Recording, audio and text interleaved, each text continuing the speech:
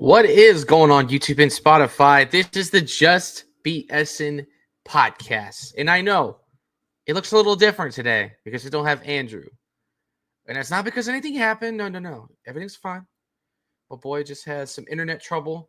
And he's also going away for his birthday as well. He's going on a little trip. So happy birthday to Andrew. Everybody that sees this, go shout out. Happy birthday to Andrew. He is the man. And we will miss him today. But I thought today would be just a perfect time for me to just get on and just do one of these one-on-one, mano-y-mano, which is a little bit different for me.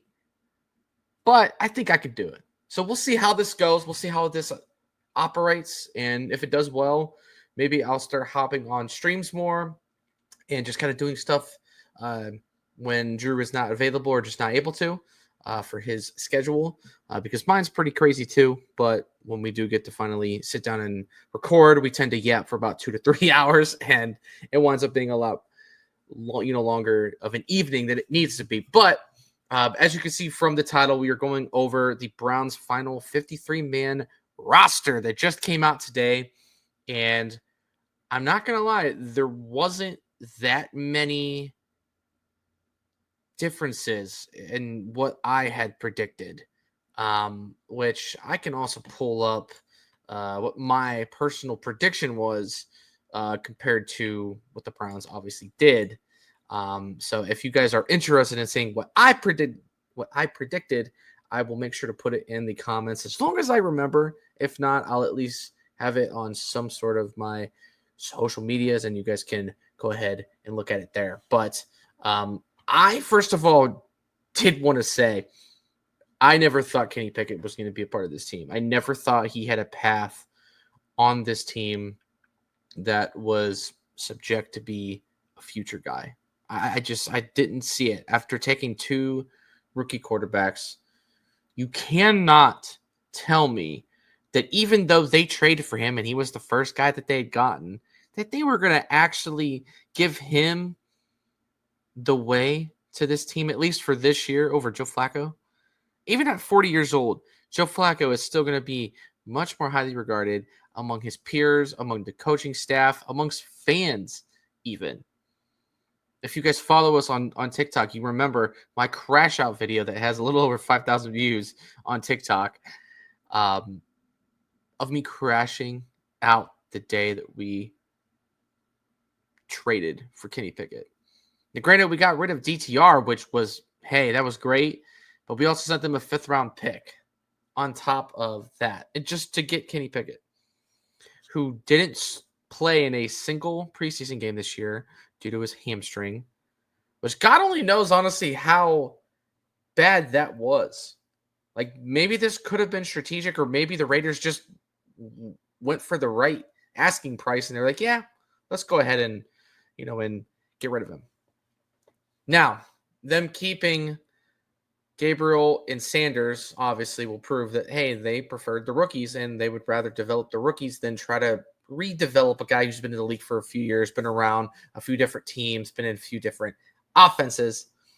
It's a little bit different. Now with Flacco, he can kind of go wherever he goes. And, you heard good things about Pickett, but you never really saw it. You never really got to see it. And I think that really did have an impact on how things went. So the Browns kept their 3 quarterbacks, and Dalen Gabriel was just picked as the Browns' number 2 quarterback, which means if Joe Flacco were to ever go down, it's going to be the Gabriel show. And I've been kind of trickling that this would happen, that this would be the case. Because, again, I never felt Kenny was going to be the guy to back up Flacco. It did make sense with two rookies. Like, you got to figure out at least one of these rookies this year to figure out what you're going to do next year when you have 2 first-round draft picks, which is the first time you've had that in years. I mean, the last time that I can think that we had that was back when we got Baker and Denzel. And even before that, when we drafted Miles, and we drafted Njoku, and we drafted Jabril Peppers, who's not even on the team anymore. But all those other guys, those are all substantial guys that are playing key parts in this team. Still to this day, besides Baker, of course. So Dylan Gabriel, quarterback 2, Shadur Sanders, quarterback 3. I think that's the way you should roll with it for now. Listen, I've been a Sanders guy, but I definitely feel like he does have some kinks to get through. He has some bad habits he's got to get out of. You saw a lot of it this past weekend against the Rams. He does hold on to the ball a lot longer than he needs to. He's not stepping up into the pocket better than he should have. Unlike he did in game 1 where he looked very fluid and just comfortable in his role, and it just didn't seem that way. So it was really unfortunate to not see him be able to get that last 2-minute drive, especially with how he played. You wanted to try to see if he would get a redeeming shot after playing so poorly throughout the last few series. So he does have some kinks to work out through, but you cannot argue that Shadur Sanders has the higher ceiling out of the two quarterbacks. Dylan, Gabriel, I think the good thing about him is he's safe in the terms of he can be probably a pretty decent backup. But he's limited. He's limited in his physical capabilities. He can only do so much with the ball, with that arm, and really with his height. But he is smart. He is able to run an offense, and as long as he can control the pace and sort of just be the point guard of the team, quite literally, and not really try to force things, he can be a pretty decent guy.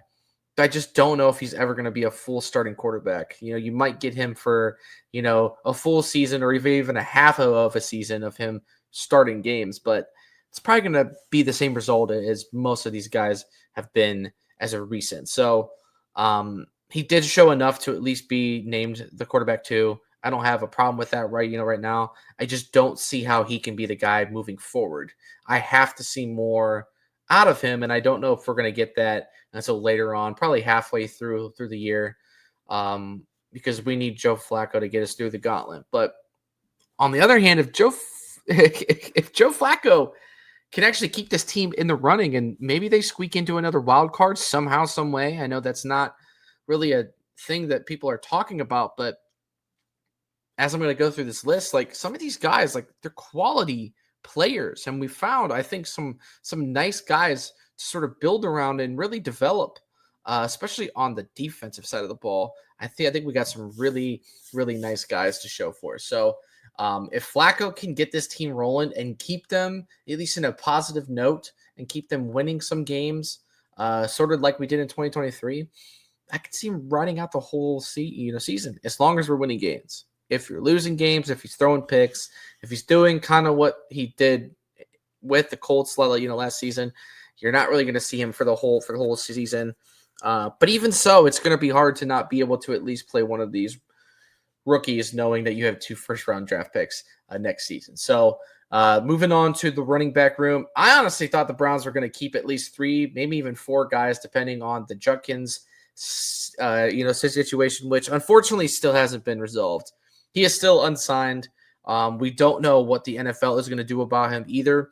So currently the Browns are actually keeping only 2 running backs. Now, knowing, Andrew Berry, he's probably on the phone right now, or at least going to be on the phone throughout the day and even throughout the morning tomorrow, because there's no way in hell that they're going to go into week 1 with only 2 running backs. So they're either going to wrap up the Quishon Judkins saga and he's going to get signed and they can get him back, or they're going to look to free agency / the trade market to really see what is left. And there's a few guys out there.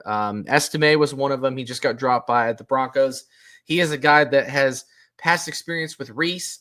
And as we've seen from some of these guys, Tommy Reese has kind of that impact of players want to play with him. Players that have played with him in college want to come back and play with him because they're familiar with him. They understand how he likes to coach. And when you're a good coach like that and you can gravitate players towards you, that could be a benefit. So although he's not going to be necessarily the most flashy back, he's a big back. And we do need a big running back in this running back room that we are currently not having. Jerome Ford and Dylan Sampson are going to do what they can, but they're again limited because of their size. I will say Dylan Sampson, I think, has a better upside than Jerome Ford, and I don't see Jerome Ford being on this team beyond this year. And the only reason why he is here is because of his contract. That is an important note. So hopefully the Judkins situation pans out and gets done before week 1, because at this point, it's just going to be a nightmare of a season if we cannot see him and he maybe teeters on going back to college, which is not likely, but it is a scenario that is somewhat possible. I don't know. We're going to find out. But hopefully that gets resolved, because this has been a stressful time for Browns fans, because everybody was so high on him. And as soon as he got into this mess, it's been a disaster ever since. Moving on to the receiver room. Obviously, you had pretty much 4 guys that were a lock, like a guaranteed lock, especially after Isaiah Bond signed his deal, I believe, last week, which was a fully guaranteed 3-year deal. I don't know how much we talked about that last week, but his 3-year deal is fully guaranteed. That is something to note. Like, he is a part of this team for at least this year, but at least for his contract, the Browns are going to have him for probably at least 2 years, which is important to note. So he was a lock regardless. And then you have obviously Jerry Jeudy and Cedric Tillman. As long as Tillman can stay healthy this season, he can actually, I think, be a really, really good wide receiver 2 for us. He had that little stretch of games last year before he got hurt where he was wide receiver 1. And he was one of the better fantasy receivers to have. So as long as he can stay healthy and not take headshots or hurt a knee or whatever he is going to do, if he could stay healthy, he can be solid. But the other guy that I'm actually really, really excited to see, a guy that we saw a lot in camp, a lot, out of him as well in the preseason, was Jamari Thrash. Jamari Thrash is turning into a legit slot receiver for us, like a guy that is going to have a very increased role, a guy that didn't even see the field much last year at all, besides a couple of snaps here and there towards the end of the season. Jamari Thrash is now like wide receiver 3 for us. And that is going to be an important one to look at.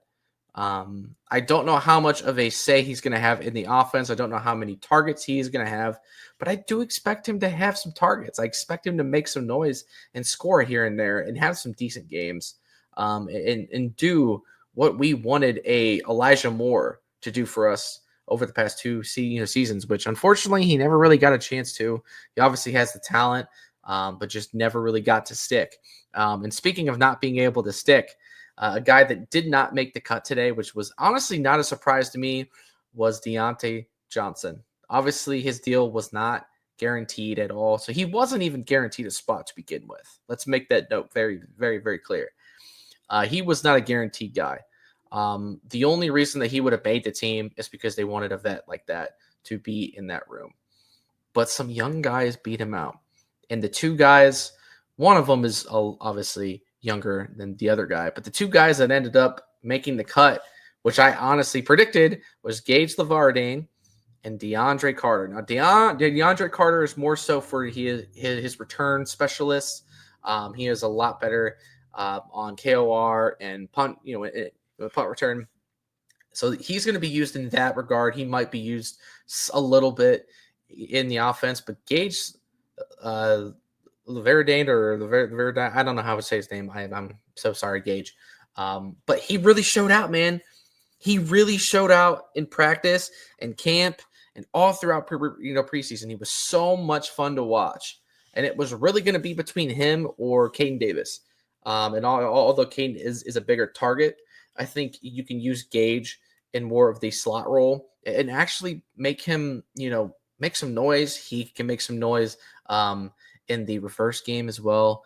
You can use him in some different ways on offense, and it can be fun. So for him to make the team, that was awesome. That was really good out of him.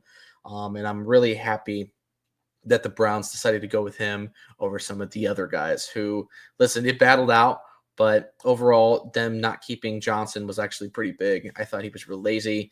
And I don't know where he's going to go throughout at this point. Like, he's been waived and cut and waived and cut. He's just a mess right now. I really don't know where this guy goes from here. I do wish him the best of luck, but The fact that the Browns were the only team that gave him a chance at all, there was nobody else hitting them up. It was the Browns, and that was it. So where he goes from here, I have no clue. But it sounds like he really needs a reality check, and maybe he is getting that right now with not making the team. Move on to tight end. Surprisingly, the Browns actually kept 4 tight ends. Now, the reason that they kept the 4 tight ends is because they only kept 2 running backs, which was the big surprise for me. But it doesn't really surprise me as well at the same time because Stefanski loves his tight ends, man. He loves his tight ends. He loves to use them for blocking in the run game. He likes to use them out of a fullback role where you're going to see guys like Blake Whiteheart, who did make the team, as well as Brendan Bates. But you also have Njoku, who was the obvious tight end 1, and then Harold Fannin Jr., who is a guy that I have been raving about from the start. I love his game. He scored last week, and I really do expect him and Njoku and Flacco to really make some noise. They could be one of the guys that winds up leading the team in touchdowns, receiving-wise, for this team. And we obviously saw what Chief can do with Flacco when he played in 2023. I do expect that to continue as long as these guys stay healthy. And that is really the key throughout everything at the end of this day. Like, if they're not going to be healthy, it's going to be a rough time. And we really don't know where it's going to go from there. So we will see how that sort of pans out. But I'm so excited for Harold Fannin Jr., and I really look forward to see what he can do for us this year. Moving on to the offensive linemen, my favorite guys. I played lineman in high school, so I always have my love and support for the big boys. So obviously we have the starters: Petonio, Conklin, Dwan Jones, Pochich, and Wyatt Teller. Those guys all made the team as they should have. And then the other guys, Tevin Jenkins, Cornelius Lucas, who are both going to be guys I think that are going to be the main backups in terms of guard and tackle. I think Lucas is a little more of a tackle, but I think he can play either side depending on what happens. And then I know Tevin Jenkins was a guy, played for the Bears. I believe he was a guard / center, if I remember that correctly. So him being flexible in both areas is nice. And then you still keep guys like Luke Whippler, who, listen, if Ethan Pochich has another bad year or he winds up getting hurt, he's going to be the guy that's going to replace him. And I don't know when that'll happen, but it could be more permanent than anything else, because I'm not a huge fan of Pochich. I really haven't been since his first year here. After that, he's pretty much declined, and I'm not a huge fan of him. So I like the former Ohio State guy. I would love to see him there more often, and I guess we'll see what that happens. I just hope that it's not due to a major, injury or anything like that, because I would obviously never want to wish injury on any of our players at all. I just prefer Whippler at this moment. And then to round out the linemen, we got ZACK Center, who is that guard out of Michigan, who was pretty highly regarded last year, but was coming off that the leg injury that he had. I believe Mike Hall rolled up under him, and I think he broke his leg or something. So he's coming out a year or two. He had a pretty rough rookie year. Got some early starts because of injury, and it just never really panned out for him. So he was able to kind of sit back after everybody started getting back. Hopefully he has a better year or two. Who knows how much we will see out of him. I think the one thing that does stink about our O-line is we're pretty old. The two main guys, Petonio and Conklin. I mean, this is talking about Petonio's probably last year. And Conklin probably isn't too much, further behind. He's had 2 major knee injuries since being with the Browns. It's tough to continue to play at a high level after suffering injuries like that. So we will see how he can pan out, if he can survive another year or two, or at least survive his contract, and then kind of go from there. But it's gonna be tough. So next season, this offensive line can look a lot different. And I'm very curious to see where that goes. But I'm really excited to see what DeJuan Jones can bring at left tackle. He's lost his weight. He's played decently well in the preseason, but it's really hard to sort of dictate how a player is going to play just through preseason. We all know that it's two different worlds. So it's really hard to take a lot out of a preseason game or two, or see those snaps. Be like, okay, he's here or there. I think you just got to give him time to get back to being fluid again. And as long as he can stay healthy, that is the biggest concern with him is, due to his size. Health is going to be a major factor. And if not, Cornelius Lewis is probably going to be the backup, and he should be just fine. So I don't think we are in as bad of a spot as we were last year when it comes to our line. It's just we lack youth. And although we have it in our backups, they're not really proven yet. So it's going to be interesting. So now we're going to move over to the defensive side of the ball, which is honestly, I've been saying it for a while now, it's our strongest part of this team at all, is the D line in our DB room. And honest to God, even the linebackers this year look pretty good. Like, all of the guys that were able to play in the preseason this year played phenomenal. So we'll get into that first. I want to get through the linemen. Obviously, Myles Garrett, former defensive player of the year, could end up being another defensive player of the year candidate again this year. Honestly, as long as he's in the league, he's probably going to be a candidate throughout that. But to have him paired up with Malik Collins and Mason Graham, and then one of the three sort of guys that could float around on the other side of the ball, Alex Wright, Isaiah McGuire, and Tryon Shanika. Guys, I can never say his name correctly. I'm just going to call him Joe because that's his first name. Joe, you could play a pretty big role on this team. But the surprise guy out of all of them, because obviously you still have Graham, you have Mike Hall, you have Shelby Harris, Cameron Thomas, Aiden Huntington was a guy that actually really flashed out in the final preseason game against the Rams. They had him in on offense as a fullback. They had him on special teams a lot. He has really shown out in special teams due to his quickness at even being a big guy. And then obviously he is a D tackle, sort of DN hybrid. Just an athletic specimen. And at his size, that could play a really key part in a defense that's led by Jim Schwartz, who loves his defensive linemen. He loves being able to stunt his linemen and really be able to utilize speed and strength to all make one beautiful masterpiece. And this guy spells, it spells Jim Schwartz to me.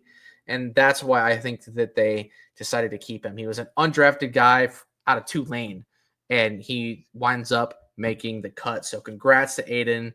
You well deserved it. You busted your butt. And I'm really excited to see how they utilize him this year, because as I said, they had him on offense. They had him on, spec teams. He's special. He's going to be an interesting and fun guy. The fans are going to love him, and it's going to be a fun season with him. Linebackers. Obviously, you have Jerome Baker, Devin Bush, Diabate, Carson Schwessinger, who is going to be the leading Mike linebacker. He is going to be the guy that's going to wear the cap. It's going to wear the sticker. He is going to be the, play caller there. He is going to be the leader, which is asking a lot out of a rookie, but he is so sharp. He is very fast, and he is a tackling machine. I think he's only played a handful of snaps, and he has gotten a tackle in pretty much almost every one of his snaps. Like if you do the math, it's probably only 3 or 4 snaps that he didn't get a freaking tackle in. So he's going to be exceptional He is going to be so fun to have. And then you have the former Ohio State guy out of Jerome Baker. Bush looked really sharp in the in the preseason. Well, and even Diabate is looking better and better and better. I was really, really excited about him when we drafted him back in 2023, and he started really coming into his own towards the end of last year. And that's why I believe he can actually be a pretty key guy in what this defense is going to be able to do in that room. And then to round it out, they have their last guy, which they just picked up, I believe, after some of the recent injuries that we had. Easton Mascarenas Arnold. Again, I butchered the heck out of that name, and that is why I am not a announcer for any major TV label or anything like that. And then to finalize the defensive back room, which again, as I said before, is the strongest. In my opinion, it is the strongest room that we have. Even without Emerson going down, we still have a fantastic room of DBs. And it all starts with the two corners, Denzel Ward and Greg Newsome. We all know that when healthy, Denzel Ward is arguably one of the best cornerbacks in the entire league. And he is often slept on because of the injuries, because of the concussions. He played through a shoulder. I think he played through a shoulder injury last season for most of the season. He's just a tough kid, man. He is so well-rounded in so many ways. There is a reason that he's been a Pro Bowler, and my gosh, he deserves so much more credit than he's been given. And the only guy in the league that I see that gives him that credit is Jamar Chase. And Jamar Chase is a pretty cocky guy, but that's one dude that he has ultimate respect for is Denzel Ward. So those two guys are going to be able to round it out. Obviously, Cameron Mitchell, who I've said in past, he's probably going to be the slot guy, but I can also see Miles Harden, who did make the roster, fill a slot role as well. It's really going to be an interesting guy. He's really shined in camp this year, and I believe he even played pretty well last season as well. And that really, I think, started his bid. It really put the team on notice. And then to round out the cornerbacks, Dom Jones made the cut over some of the other guys. And then for the safeties, you have Grant Delpit, Ronnie Hickman, who are the two starters on this team. Those guys are no shocks. Rayshawn Jenkins, who I believe has been a veteran. DeMonte Casey, and then Donovan McMillan, who is a rookie, undrafted, I believe. Big body guy. Curious to see how much he plays, if he does at all. But still very cool that he wound up making the team. But to keep some veterans behind guys like Delpit and Hickman, who although have been here for a few years now, it's still nice to have vets in that room. And again, that's why I believe they're one of the strongest rooms on this team. And then finally, the specialists. There's no shock at all about Corey Bjorkes. When you want to talk about team MVPs, I think he was the team MVP for everybody last year. Like, he was the most consistent player last season, and he's been having some amazing kicks just this preseason alone. So he's locked and loaded. And then Rex Sunahara, I believe I'm saying his name incorrectly. He is the long snapper. Nobody else was in the running for that, so he was a lock regardless, unless there was some sort of major injury, which thankfully didn't happen. And then the kicker, DeAndre Hopkins. I said DeAndre. My goodness. D-Hop. Dustin Hopkins. Why did I say DeAndre Hopkins? I can't wait to see that recording later. That is going to be great. He got beat out by Andre Schmidt, who had a fantastic preseason. I don't believe he missed a single kick, whereas I believe D-Hop missed a PAT and at least one or two field goals. Schmidt just made the most out of what he was given. He also had the longer field goal out of D-Hop. After the hamstring for him, D-Hop really hasn't been the same. He was pretty bad last year after being one of the better guys in 2023. 2023 was just a weird year for a lot of guys to play really, really well that shouldn't have played that well. But that's the name of the game, man. And especially when it comes to kickers, it's really easy for those guys to sort of pop off and then not pop on. But as long as you can be consistent, that's what keeps you in the league for a long, long time. So we'll see if the Schmidt kid can even bring that. But he seems nice. Everybody seems to like him. And he got the game-winning field goal in the last preseason game. So I think that alone really, started to help him. But again, he was just a more consistent guy, as Kevin Stefanski said. So that's the roster. I know it was kind of a little weird for me to do this by myself. But to be honest, it just gave me a chance to kind of just talk to y'all and kind of go over it, myself, and just getting it out there because it just came out today at 4 p.m. I am currently recording this at 6:14 on Tuesday, August 26th. So I recorded this as soon as I could, and I am pretty pleased with the way that this roster looks. But as I said earlier, Andrew Berry is probably not done. And I give Andrew Berry a lot of gripe.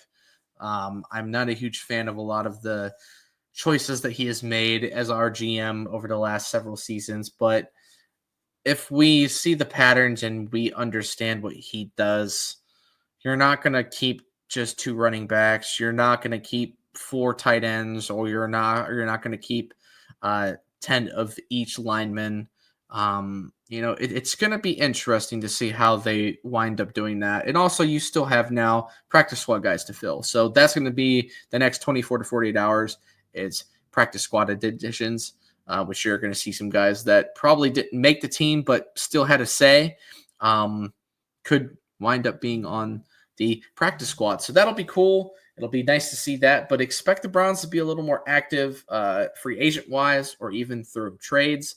They've already made a few trades. They traded for a lineman.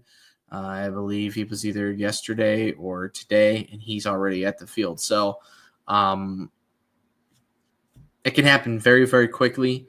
And knowing how this team operates, it wouldn't shock me one bit if there was at least several more moves that were made in order to really final out the overall 53-man before the first game, which is not going to be this week. It will be next week. And yeah, that'll be the start. So next week we will be back to usual. I didn't want to spend too much time alone on here yapping for 45 minutes to an hour because there's really no point in me doing that.